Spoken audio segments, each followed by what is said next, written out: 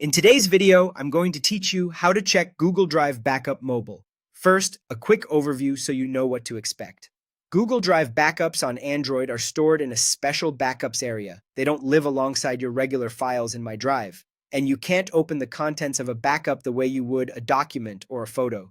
Think of it as a sealed package that holds things like app data, device settings, and certain app-specific backups such as WhatsApp. Your goal here is to see what's backed up, when it last happened, and how much space it takes. The easiest way is through the Google Drive app. Open the Drive app on your phone. On the top left, tap the menu icon with 3 horizontal lines. In that menu, look for Backups and tap it. This takes you straight to the dedicated Backups section. Here, you'll see entries such as phone backup, WhatsApp backup, and other device backups linked to your account. Each item will show the last backup date and the size, which is your key confirmation that your data has been captured recently. If you don't see a backups option in the Drive menu, don't worry. Google occasionally updates the app interface, and the shortcut may be moved or removed. In that case, you can check from Android system settings. Open your phone's settings, go to Google, then tap Backup.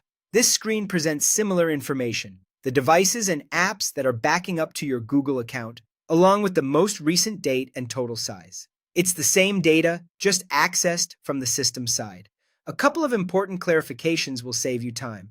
Backups are not browsable folders. You won't be able to open individual photos, chats, or files inside them from the Backups view. Instead, you're verifying that a backup exists, when it last ran, and how large it is. For many apps, including WhatsApp, only the latest backup is typically kept. That means if you're looking for older versions, they won't appear here. You'll see just the most recent snapshot.